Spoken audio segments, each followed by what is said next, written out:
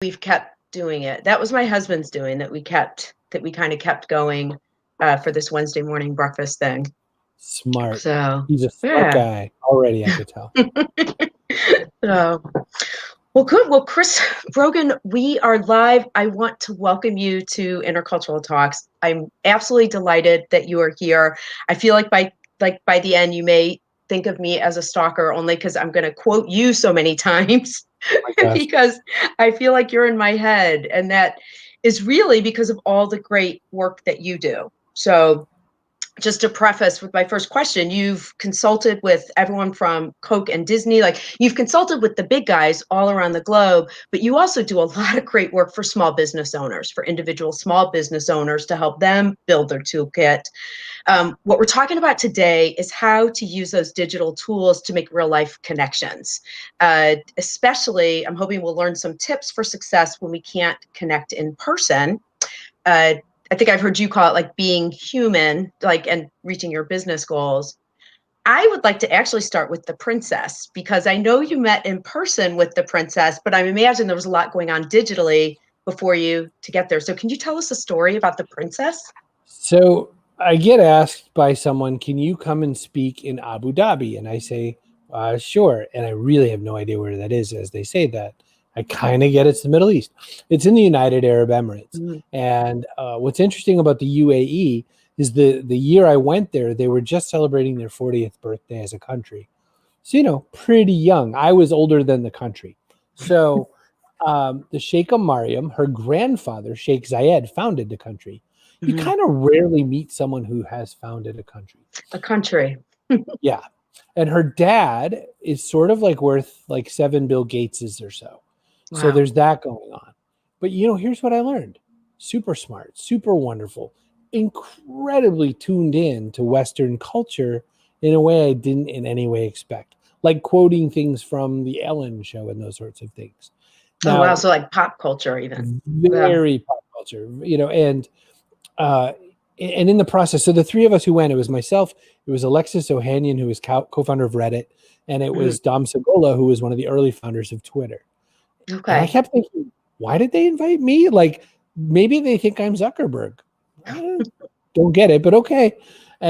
But we got to speak to two different groups of people. One was a group of her relatives and friends and sort of women in sort of one culture, one group.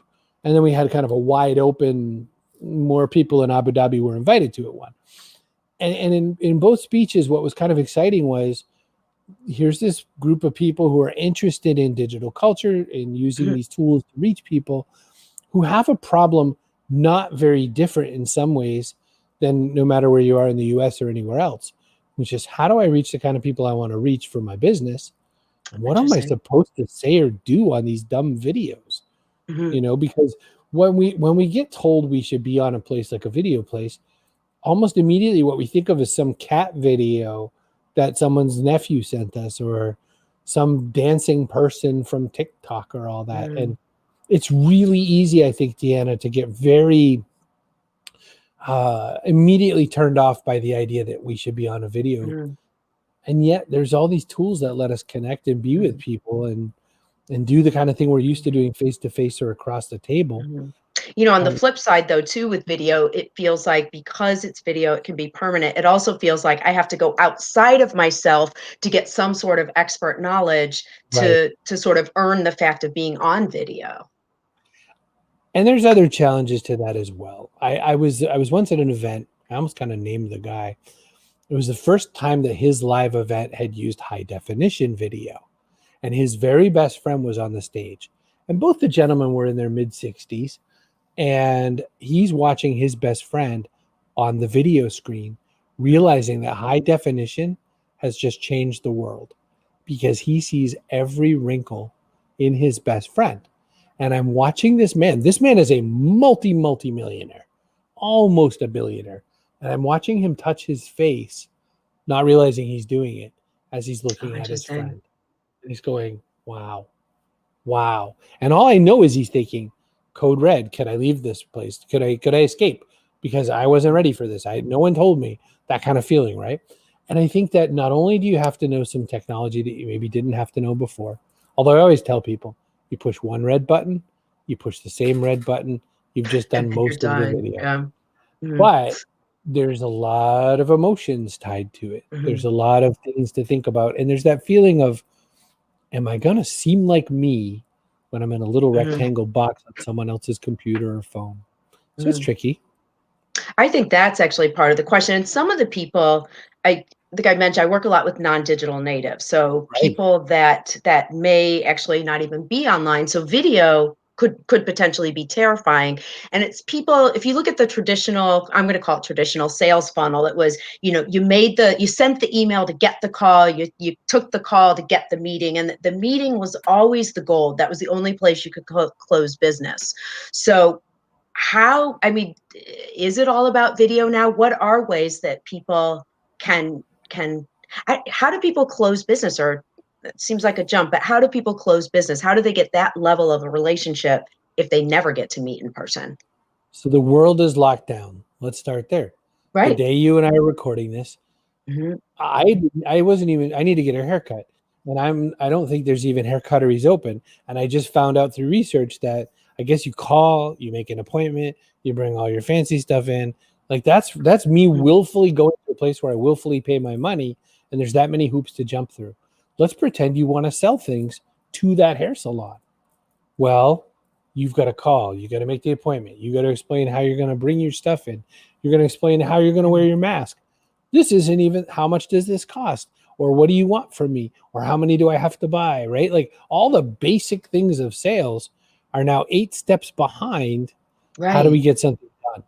So for people who are a little bit balked at video, as yucky as it is, or as you have to think about, am I too whatever? I always make a little video here and there about I'm too old, Mhm. I'm too fat, I'm too something. Like there's some reason why you shouldn't be on video because you hate yourself. Put that aside and just ask yourself, isn't this a faster way to get the sale started? You can absolutely sell face to face if you make all the appointments. You Mhm. can sell an email if what you really want to have represent you is a rectangle of letters on a page, Mhm. right? Reading is great. We love reading. Words are great. Words are wonderful. I'm an author. I'm an author 9 times over working on my 10th book. I need you New to York love to Times read. best-selling. I got one of your first ones, Trust Agents. Thank This is you. the original. Of course. I know it's in its 5 years 10th ago, the anniversary 10th now. anniversary came out. Yeah. Yeah. So But a there you lot of go. the stuff still holds true because this was about how do you build trust It online, is and a true. lot of it was building trust. But it sounds like there's two different things going on here. One is the video where you're just producing content to build a Sure. reputation online, but it also sounds like some people are even afraid of they hate Zoom calls. How do I look Correct. good on video? So that's a big issue too. Absolutely. And I don't have a magic pill for that one. Mm, If you're not so comfy with who you are, it's not going to get better. It's just going to be that you finally go, oh, whatever. That's what I have to do. mhm, If you need the sale and it's easier and faster to get the sales process started in a Zoom video, well, then mhm, guess what you're going to learn? You're going to learn how to do that recording because that's how it goes. Now you're right. Media making, shooting an mhm, interview like this mhm, is another whole thing, right? We have to make it engaging. We have to make it important. Thankfully, a video call for sales is just the same as a regular call for sales, or a phone call for sales. Hey, I saw this thing. Does this thing sound interesting? Well, what we really wanted is a thing like that. Oh, that's kind of cool. I think I could do that. What if we did it like mhm, this? That would sort of be in the middle. This is what we've done everywhere. I had a guy who was a guest on my media show say to me, I think I want to do business with you. Do you think you can sit in on a team meeting of ours in Zoom? And do you think you can give me feedback afterwards? And then that's how we'll know whether or not we should do some video, mhm, do sorry. mhm. So I went from a media conversation just like this. Hey, what do you do? Tell me about So yourself. interesting. Sure. To he prospected himself and said, I think we should do work. So within 3 or 4 days of each other, it went from this to a sales call or the preamble of a sales call to next Mhm, step is a real sales call. So mhm, it's out there. But to mhm. people who are not digitally native, it doesn't make sense immediately, but you can start to see it. Mhm. Well, there's a few things along that line though, is so some people they've got the smarts. Like people have been in business a while, you get to a certain age, you've been working, you've got the intelligence. It's how much time does it take? I guess the question is, how much time does it take to establish an online reputation for people who maybe, what if you're only going to be in business for another 5 or 10 years, but because the way the economy has crashed, those need to be really good 5 to 10 years. Yeah, I So mean, where do they even start? you're saying I've got a 30-year, I have a 100-year legacy company, and Mhm. now I'm being told video, and I'm like, fine, video, but maybe I'm retiring in X amount of years. You know, so there's a few ways to think about that authority, right? There's the digital version of authority, which means, does Google know how to find you? The Mhm. answer is it takes a long time for Google to figure that out organically, but in the same time frame, you could buy some ads. So if Mhm. it's really easy and clear, if you sell um, HVAC, if you sell heating, ventilation, and air conditioning, you could put HVAC Chicago, and there's going to be a list of Mhm. vendors. It's not that hard. If you need people to kind of know you globally or anything like that, if you need to build kind of that Oprah Winfrey reputation, it's going to take years. But what ends up happening is, along the way, I only fired 2 people in my life. One was the guy said something just so blatantly racist he had to be fired. The Mhm. other guy I fired because I hired him to be a salesperson. And on the third day, I kind of wandered by his desk and he hadn't made a phone call, not Mhm. even one. So what are you doing? He goes, I'm waiting for my business cards to come in, because how am I going to go out and do sales calls if I don't have a business card? Mhm. And I lost my mind. I said, are you kidding me? You got to clean out your desk. Sorry, good working with you. I'll pay you for the 3 days. I'm Mhm. letting you go. And I'm letting you go because it's the dumbest thing I've ever heard a salesperson say in my adult life.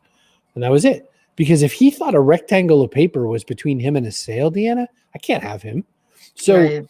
don't wait 5 years for a great digital reputation. Put your stuff together, put your site together, start dialing the old fashioned way and saying, but you should know that we threw a little video up. So if you want to understand the manufacturing Mhm. process, Mhm. if you Mhm. want to see the shipping process, again, COVID is a thing right now. Would you like to see how we do our job to try not to transport Mhm. anything germy to you? You know what I mean? There's a lot of ways that you could use the tools long Mhm. before you have the reputation. Mhm. And it sounds like a hybrid of some of the traditional tools, email, phone call, but then having something to be able to show people in terms of Utterly. producing. So, a question along those lines. So ultimately, people are looking, it could be one client. I mean, people sometimes for some people, that one or two big clients is all you need. So, how much are you investing to get this is a two-part question. One is how much do you have to invest to get that presence online, even though it may ultimately just lead to that one client? Is it the same amount of work? So time versus money. I mean, all of these tools, if you have a mobile phone, you Mhm. have all the tools you need technically to start. Mhm. Everything works just a little better if you get a laptop and a webcam and a not so Mhm. bad microphone. Everything Mhm. works a little better as you go. You buy some Right. nice lights so that you don't look like you're in the witness protection Mhm. program. But you can do the same thing with a cell Mhm. phone, the right wall behind you, and understanding that the light has to be in Mhm. front of you, not behind you.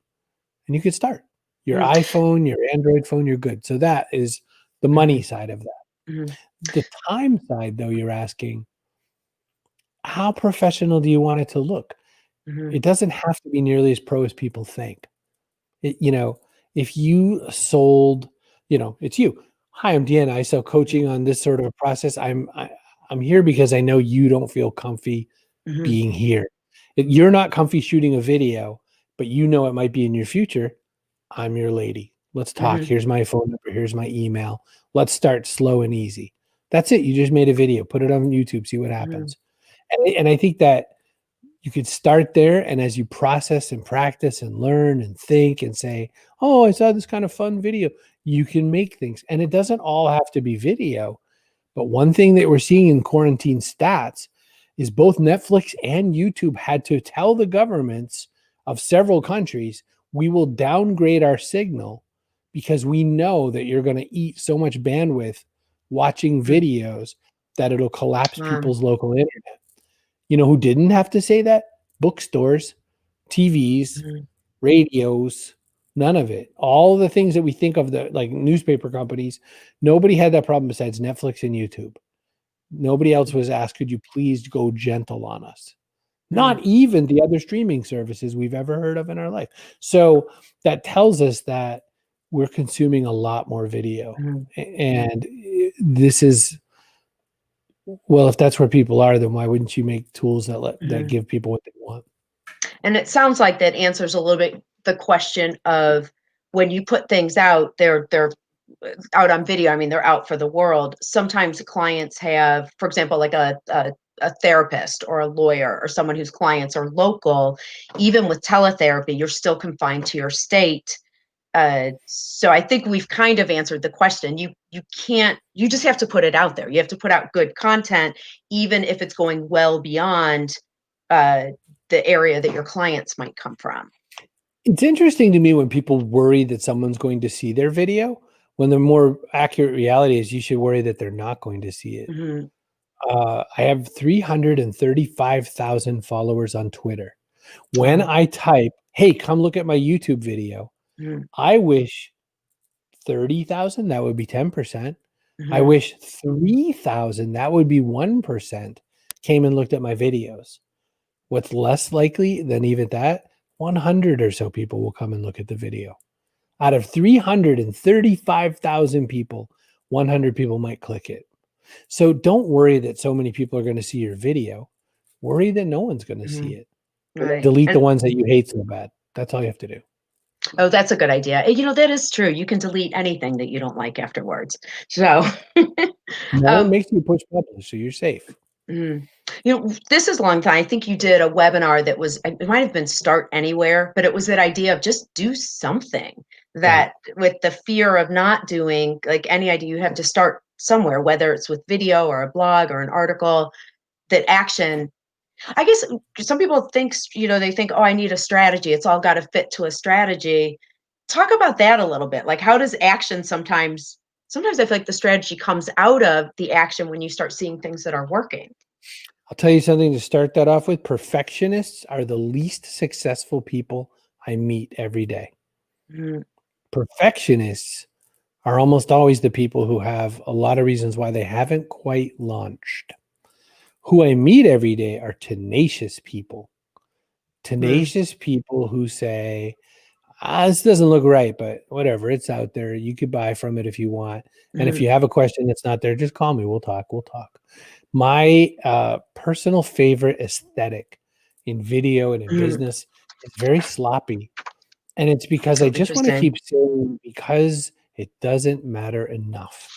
You know, if I sold, if I ran a restaurant and if I ran a lovely white cloth kind of restaurant where you come in for a, $60 piece of Mhm. Wagyu or something, I should probably not be sloppy.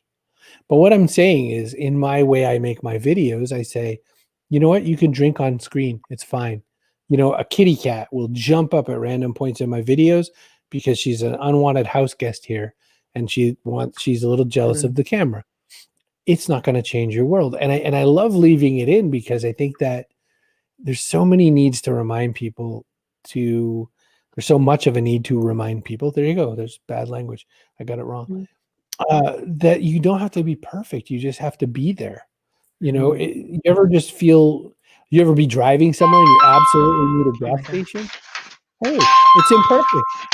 Yeah. Speaking You of ever, which, and that was on silent when I started. you ever need to, if you find a gas station when you're on empty, do you care if it's the best gas station or do you care you can fill your tank back up, right? It's the world needs what it needs and stuff. And Yeah. and and we get so self-conscious. What if I don't have this? Or what if I'm not Mhm. qualified? Or what if I'm not the right person? I Sometimes we think just need that's the help. probably the yeah, I think that is the concern sometimes, let's say, of someone who's used to being very polished. I think of those old-fashioned movies, like where you're trying to see Mr. McGee, who's like on the top floor of the store where you get that one chance and otherwise you don't get in. And that is what seems not to be quite the case anymore as you do have more opportunities. I hope. I mean, is there anything someone could do online where it'd be like, that's it, you're done?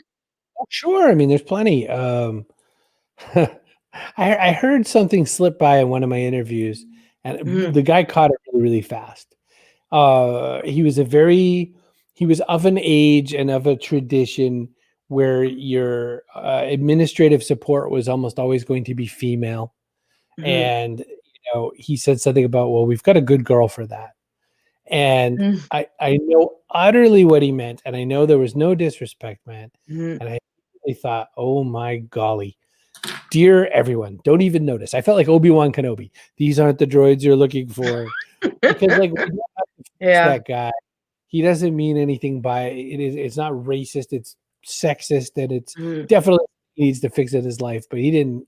It was a moment in a sentence.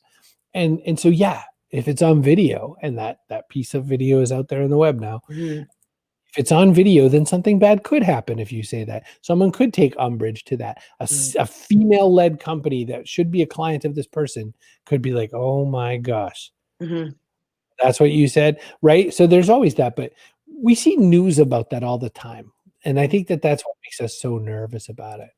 Number one, if you don't say things like that, you're a lot safer. sure, If you don't say things that are going to be very sensitive for other people, but the the fragility that people feel around that comes just from also a real discomfort from kind of knowing what the ground should be like now. And there's easy solutions to that. Working with someone like you mhm, start to explain to them. You calm them about those edges. You make them understand. yeah, Here's what you can say. Here's maybe what you can't. And it never hurts to have a helpful guide. There's Luke Skywalker and there's Princess Leia. It's always good to have that little green guy Yoda because he mhm, was a guy. And yeah. anytime we're in a new space, if we could have a guide, it's always going to Mhm. work better.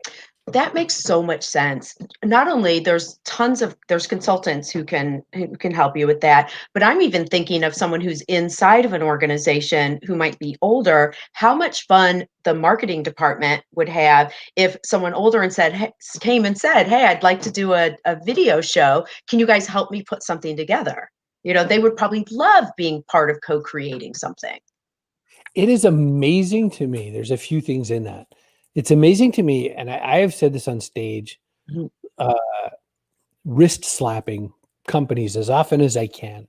If you looked at online and shrugged and gave that to your niece or nephew, mhm, you've given a massive piece of your brand's equity and value and the front line facing just the same as the front storefront of Macy's of your mhm. brand to a very smart, technically savvy, wonderful young person who has none of the business experience that you have, Yeah. who has none of the realization of what they say. And I'll give you a real world example.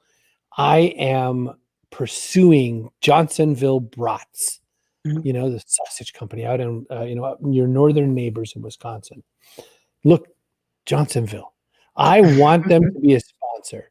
So Yeah. I tweet them and I say, I want you to sponsor my show because I love your product. Mhm. And I get a tweet back from some, I'm sure, lovely 20 something. You know what they Oh, said? but We'd love to send you t shirts. uh, Wow. How is that the exact opposite of the business value I want to make for your company? We give you one, two, three coupons that I still haven't used and four cool t-shirts, nice t-shirts. Thanks, Johnsonville. But what they didn't do is business value. So if you have someone with experience mhm, and value and they decide they're going to throw their digital connections away to some younger person because they're prettier, male or female, this is not a gender thing. It is absolutely insane to me because who do I want to learn from? In trade shows, there is a secret trick in trade shows. It's twofold. If you go to a trade show booth to get information, but you put your card in to win the free iPad, mhm, or you ask for a squeezy ball because you're going to take it home to your kid, or heaven forbid you talk to a booth babe, you have just indicated to the sales group in that booth, don't talk to that person. If you touch any of those three third rails, so to speak, uh, and electrify yourself by accidentally thinking that you want a free iPad more than you want to do business. You want a squeezy ball more than you want to do business. You think the mhm, booth babe is the appeal of the booth. What serious salesperson is going to want to talk to you? you've just shut your credibility off with one move. So why would you do that digitally? Mhm. Well, and you've talked about, wait, I can't, because we've made two references to it and not What do called you it got? out by name. So I'm gonna do that before any other questions. Oh, The cat butt is now a joke and a permanent part of the backpack. hate it. And you talked about Johnsonville as a sponsor. I got to tell you, so Chris has a show. It's called It's Every Day, and it's the backpack, and it gives tools for people for their business. And what I love about it, though, Chris, is it feels like a party. It is so much fun, and I love Carrie, the way you and Carrie interact with each other, and then your guests are amazing. So there's about 100 questions related to that. One is Carrie as the co-host and how much fun that's been for the energy, but also just the relate. You always look like you're best friends with whoever is on the show. So I'm assuming that you know everybody, you've known them forever. Even Jeff Pulver, you had the story about he took you on an Entourage tour and you didn't know what Entourage was. He was Right. like recreating an episode. You're like, this is so much fun. So it just feels like it. Do you know everyone that well? And how do you maintain? You have two guests a day, like every day, and it's such a fun show. So tell me more about that. Wow. Thank you. So I decided to make a business show, and when I really did it, there's been three evolutions. First Mhm, evolution, I started something called Point of Contact, which is the minute quarantine started. I looked up what was the opposite of mhm, isolation. The answer was contact. I said, great. I'm just going to mhm, make a show. I'm just going to turn on the camera and just say hi to people because we're all stuck. We're all in mhm, quarantine now, especially my friends who are professional keynote speakers and we travel for business. mhm, We're all grounded. A lot of us lost 90 something percent of our revenue. mhm, So I made that show. Excuse me. I then launched a show called The Backpack Show. No, sorry, In Between Catch Up, mhm, which was I'll just catch up with people I know and love. I realized, wow, maybe this could even be a real show. So I named it Backpack because that relates to my next book. And that's why it's called that. In the process, I grabbed my friend Carrie Gorgone, who works at a whole other company, and said, mhm, hey, you've been showing up for these shows. You've been in the comments. We're good friends. We know each other in real life from several events. I mhm, said, why don't she? And she runs two other podcasts. She ran Marketing Smarts podcast for marketing profs for 7+ years. She has a show called Punch Out with Katie and Carrie for 2+ years. I said, would you be up for being the co-host? And she was like, yeah, sure. So her real title is consigliere because she's a lawyer as well. So she has mhm, all kinds of legal mhm, skills. And now the show has this going. So two co-hosts. I always wanted to do, a daily show for weekdays, one guest, but I thought one guest an hour, that's covering a lot. You got to really be able to mhm, carry it for an hour. So what if we did two guests? Humans are used to these like 8-minute mhm. slots on things like Jimmy Fallon or whatever. Two Right, that's guests. true. So I said, okay, two guests it is. It's a lot of people, two guests. I don't know as many people as I did when we started. When I Mhm, started, it was 100% my Rolodex. I just kept, people would swing by my Twitter stream. I'd go, hey, be a guest. Okay. okay. And by the way, every time I've ever veered from that, some of my friends that are real live friends are also CEOs of big, expensive companies. Mhm. It's always a shenanigans. It's always work. And I always get grumpy. So I stopped doing that. Now we Oh, trying to veered. book the people like that, you said was always hard? Yeah. If I get just even a little pushback, if it's Mhm. anything more than I can't do Tuesday, can it be Wednesday? You're dead to me. Okay. And the reason is just because Wait, some so of you the don't take it personally and go, "Oh, they don't like me?" You don't do oh that? heck no, no. I always just presume it's them. That's so funny. No, You've said a few times that women tend to do that more, where they'll be like, yeah. Deanna, it is so amazing. Women will think either you don't like them or you're not qualified. Mhm, This is a massive thing I've learned in business for several decades, which is that there's all this data out there that says if a woman and a man mhm. are applying for the same job, a man will apply for that job if he's 11% qualified. A Yeah. woman won't apply even if she's 96% qualified. Well, Wow. I don't know. You never know what you don't know, and then you don't ask for the Mhm, job. Meanwhile, an idiot guy is like, how hard could it be? All males should have a tattoo on their chest. How hard could it be? mhm, Because that's what they do. And so that's that. So the show, the way it works with picking people now, Carrie, her first few attempts at going to find guests when mhm, I brought her in, they were all just my marketing idiot friends. I said, we mhm, already talked to those guys. they don't need to be on another show. They're all my friends. Like, we'll take them when we can, but let's Yeah. get some other people. So like yesterday's recorded live show was a woman I've never heard of, Dr. Embriette Hyde, who's a gut biome researcher. She does your stomach health and all that. And so I called her the poop doctor. So technically reasonably accurate. She knows a bit about poop. And my friend Marcia Collier, who is the world's leading seller of books on eBay. She had the eBay for Dummies series and several other related. She has 47 books, including her translations. She also did Facebook and Twitter for Seniors for Dummies, which is a very useful book to pick up. You just have to get over the for dummies, because the only people who buy dummies books are smart people. And so I had Marcia on. And so Marcia I've known since 08, 09, I don't know. And Dr. Embriette Hyde I had just met 20 minutes before. How do you make it so that you know them or feel like you know them? Yeah. You eagerly want to hear the answer to the question. You ask questions that do three things if you do it well. Illuminate some kind of knowledge, really entertain the people who've tuned in, and make the guest look good. That's the three legs of my stool. Well, you do it well. It's fantastic. It's fun to watch. It's fun to watch every time. So, yeah, I appreciate it. And actually, if flattery is the best, flattery is the best form of what do they call it? Copying is the best form of flattery. I know I watch everything you do, and a lot of people do. Where even just the idea of like doing this show, I think I even called and said, "How do you know what templates are you using?" Right. So sometimes it sounds like, and with the guests and the people that you have, it's actually not always generational. I framed it generationally, but it's really everything's coming in fast and new, and so it's not always about a generational difference. It's not. And one thing I find, well, I mean, the pairings and stuff like that, we call it alchemy at this point. We always, whether or not we actually get the guests together for a theme or not. Today's guests were a guy who, I don't know how old he is. I know he's older than me. And his name is Vern Tejas. He's one of a bunch of people who have climbed and summited the seven tallest peaks in the world. Very few people have done this. He's one.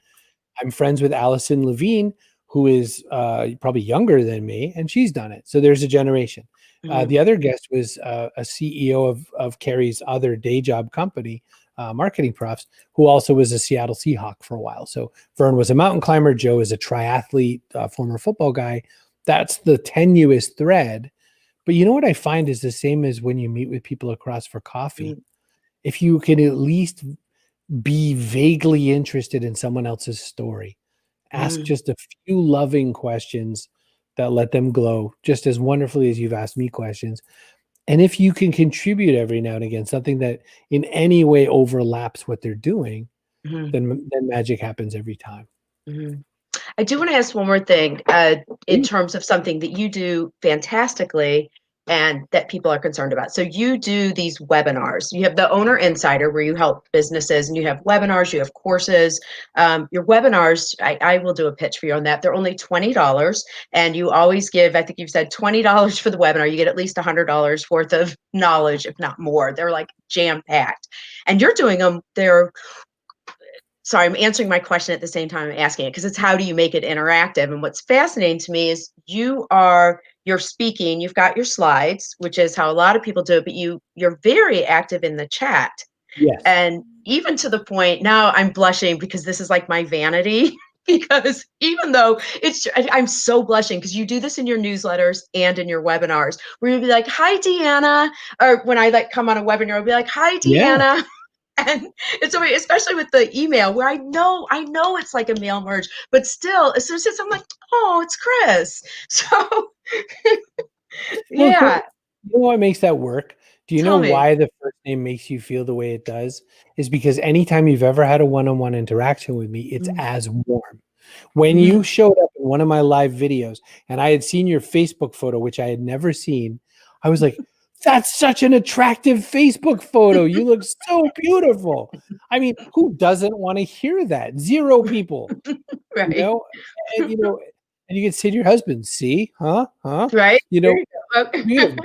But it's the only way you can be successful making something seem human using robot tools, Mhm, if you actually make people feel human every interaction you ever have with them. You mhm, cannot fake that. If you just hate the hell out of people, don't try to sell like you don't. And mhm. I can't help anyone fix that, but I can tell you that. Why do I talk to people in the chat? I watched Romper Room when I was a kid in the 70s. Oh, with her little lens, and I see Kara, and I see yeah, sure. You know what Oh my every god, you would kid in the world wants to do? oh, Be yeah. seen in the lens. Mhm, Chris is one of the most popular names in the world because it's a variant of Christ, mhm. right? Still, she barely saw me. I was like, curse you, woman. I'm Come sitting right on. here. I put my face right close to the screen. She wouldn't see me. There was a book called, oh my gosh, Chip and Dan Heath, Made to Stick. They Mhm. said in that book that the most successful small town newspaper in the world was gaining subscribers at a time when all the major publishers were losing them. They asked him, what are you doing? He goes, I print as many people in town's names in as many articles as I can Sure. every day. He said, if I could get away with it, I would print the phone book every day in my book.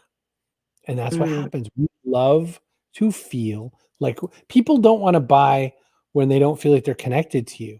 We don't mhm. want to fit in anymore. We want to go where we belong. And so that's what I use as a business template. Mhm.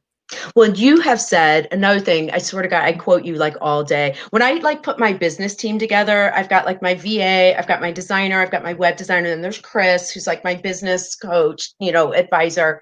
And I quote you all the time. And the one that I'm thinking of here, and I do want to leave with a few things that people can do almost immediately. And you always say your day is your month, is your day is your week, is your month, is your year. And so it's what you do today can make a difference. And I think of the things you're talking about responding to people. Something I also took from you when I have a monthly e-newsletter that goes out, and I've added, if you want to get me, just hit reply. And I got that from you. That this isn't just some marketing email. If you like something you see or tell me how you feel, hit reply and you're going to get me the person. Right. That's powerful. I've said it on, I don't know how many stages at keynotes and all that. It always flusters somebody in the audience. If your email comes from do not reply at please God don't write back to me.com, Right. what are you saying to people? So it doesn't have to be your real live primary business email address. Mine Hmm. comes from NL for Hmm. newsletter at owner.media. But I always say hit reply. And that's actually there's a thing I do on and off with my weekly newsletter where I say to people, what are you drinking? Just hit reply and let me know. Hmm. Yeah. That came out of the fact that even if the topic of the week wasn't something you felt like you had enough expertise to respond to, 100% of people can hit reply and say, oh, just water, or I'm Hmm. having a cup of tea right now. And I've had great conversations. I've been shipped so many beverages. I'm buoyant. Oh, really? From even just asking that question. Oh, that's so interesting. Fun. Well, so we have actually covered a lot. It sounds like for people that are trying to connect when we can't meet in person, that video is actually good to just start doing, just to get used to it. It'll even enhance your skills for getting good at Zoom or getting good at video. Kind of crosses over everything. Um, and it sounds like too, we talked about, I don't know if you meant, well, yes, you did, because you work with Carrie on your show, like bringing in other people. There's actually producers now too, if people are concerned about how they appear on Zoom, or producing shows. Like if you're doing training on Zoom, you can get someone to maybe make it a little bit flashier. Sure. Well, Mhm, and it's interesting. I just sat in some Zoom calls, and what's kind of interesting about that experience is we sometimes forget that there's real people. Like when we're not really in the same mhm, room, we behave differently. When we're looking, even if we see that like Zoom wall of faces, we somehow just don't feel the same way we would feel if we're really one to one. So when I mhm, put my camera where I put it, I'm looking at your face mhm, when I'm looking at the lens. Well, a lot of people are looking down at the other people in the Zoom call. A lot of mhm, people are saying every which goes into their head. mhm, These are two super simple things you could do. Look at the camera. If you can't remember to look at the camera, put googly eyes on the camera. Take a post-it mhm, note and stick it right up on top of the camera with eyeballs drawn on it. mhm, Problem number one. Problem with ums. Learn how not to talk when you don't remember the next thing you're going to say. You've just solved two massive problems. When you start taking this as how you would probably want to try to interact in person, it gets just a little easier either Mhm. execution. So one question along those lines, though, and I remember this from trust agents where you talked about it's the idea of you don't walk into a party and start talking about yourself. So it was the idea of how you build trust online. And the example you gave once, which was kind of funny, this was in a webinar, was it's kind of like the question's going to be how do you know when it's time to kind of deepen the relationship? And you had talked if you go too soon digitally, it's kind of like you go to shake someone's hand and they come in with their tongue. It was like, ooh, so the metaphor was clearly understood, but how do you know if you're not as comfortable? Like, what are there steps that you follow to go from that initial contact to actually a meaningful relationship? So let me unpack the metaphor just to make people understand what I meant in that moment, which is Mhm, someone will try to connect with me on LinkedIn, and mhm, there's always a judgment call, right? You're always like, oh, I don't know. It doesn't immediately mhm, seem like somebody I need to talk to. And you say yes. Well, the very next email is, wow, I'm really glad we connected. I sell this. We should book a meeting because I want to give you a demo of this product. Well, that person finds themselves disconnected and that person made a bad choice. That's the tongue in the mouth. But like if you are starting a conversation with a business, it follows all the same protocol as the context you're in. If we're having a cocktail at some mutual function, oh, well, what part of the industry are you involved in? Let me mhm, understand where you are. And you can be thinking, it's fine to be thinking, I sell you something. Oh, maybe you sell me something, right? It's fine to think those things. One way to kind of get around that a little bit is ever instead of thinking about what you can sell, always ask this question: who should I introduce this person to that I know? What mhm, does this person do that could benefit somebody else that I know? I just got off a call right before you, and the call was this guy demoing a product I'm interested in. mhm, And I immediately started thinking, who needs to know about this product besides me? mhm, I had two names for really good prospects. And so I've sent emails to both those people right before you and I started. And that helps you not sell too soon. But the other thing you need to remember is that, if we're using these tools for business, if one of our jobs is to sell, you have to sell at some point. One of the mhm, jobs is to say, well, I should really be clear. I'm out here selling insurance. I'm selling maintenance contracts on technology because now everybody's working from home. There's a lot more, laptops at home. There's a lot more kids running in that can spill their juice on you. There's a lot more early morning coffee. You don't want to Java enhance your keyboard, and I sell that product. Are you covered in any way for that, or what's your deal with that? You know what I mhm. mean? So you can sell because the best salespeople in the world know that selling is service, and that doesn't change in digital. Interesting. Chris, last words of inspiration for people. I feel like you're so brave in the sense that you just do. You when in doubt, you favor action. Particularly in the intercultural space, we talk about when you're feeling uncomfortable, that's when you grow.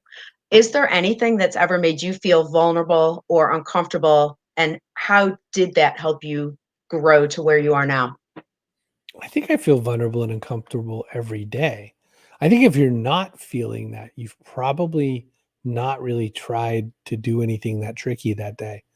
There's all these things we do by routine. Brushing your teeth, you probably shouldn't feel that vulnerable doing. Well, I know how to do this one, right? And by the way, maybe you don't, because it turns out you watch this video and you're like, wow, I really need to learn how to brush my teeth after I saw that. I'm reading a book right now called Breath by James Nestor, which is Mhm, about breathing. About 100% of the people on this call know how to breathe, but breathe right and breathe well. Turns out not so much. I'm learning so much. So that's one thing. Humility to realize that you have to grow. With mhm, vulnerability, I have divulged almost, let's not say all, I've divulged a massive amount of my personal dark secrets multiple times to the world on the web, on mhm, stages. I make pee and poop jokes because it turns out everyone pees and poops. I've also done a survey, and it's just never hurt me per se. I mhm, am sure I am not certain people's cups of tea. I know that I sort of self-deselect from a group of people. I use cuss words, and certain religious people say, cuss word, and they run the other way. Fine by me.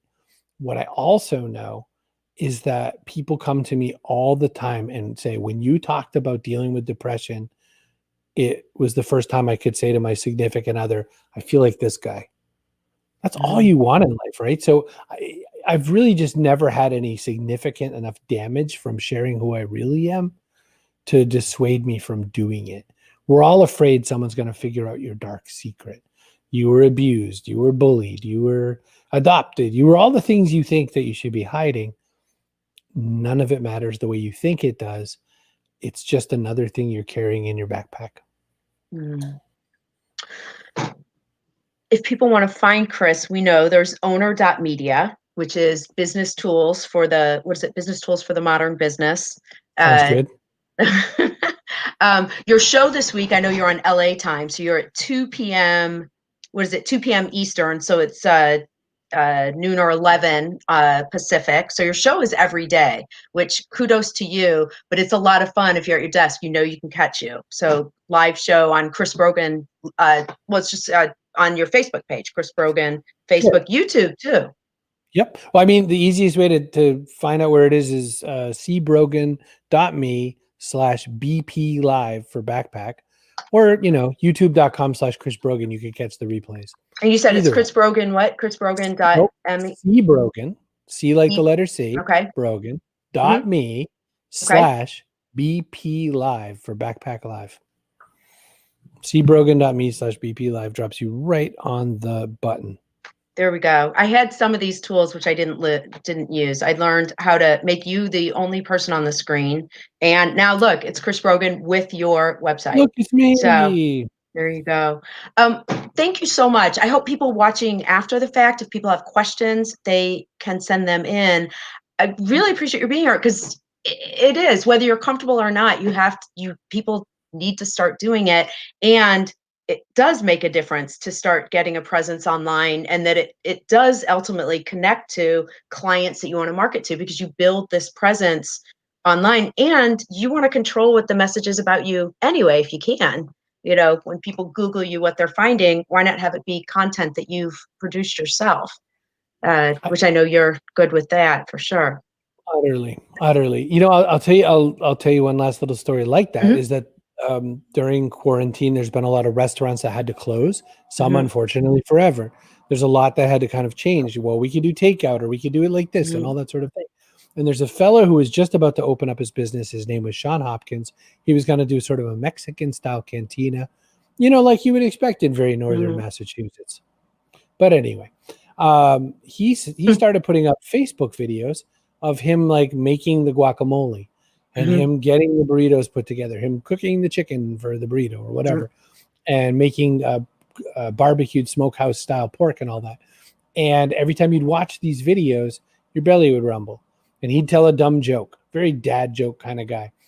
And watching Sean make videos, he does some of them live, really drove his opening, because people really connected with him, and it was clear he really wanted to be a caring business. This is a very small town with more restaurants than it really could possibly sustain. And he launched his business during quarantine and is doing well because of little Facebook Live videos. That's fabulous. Thank you so much. I love that. The behind the scenes, the little things that people think they don't care, but you're right. It's just the little thing of showing. I had one up with my sister. I was testing something, and she's singing Little Rabbit Foo-Foo. It's hilarious. It's gotten like 300 views because she's being such a little sister. And it was me testing. Wait, Chris, it was me testing how to do this to put you big. Oh, yeah. All right. Thank you so much. I could talk to you forever. I could just talk to you forever. We've only just scratched the surface of all that you know and all that you contribute. 10th anniversary out. I still think if people are just getting started, this is a good book to read. I want to read the one about, what is it? The freak shall inherit the earth, about sort of oddball people, how we're going to succeed in business. Just so much that really speaks so personally and so naturally and so helpful to people. So thank you for all that you do. And yeah, I'd love to have you back. Well, we could take a whole other angles to things. So thank you. Thank you. Appreciate All it so right. much. Thanks for having me on. Oh, my pleasure. All right. Bye-bye. Bye now.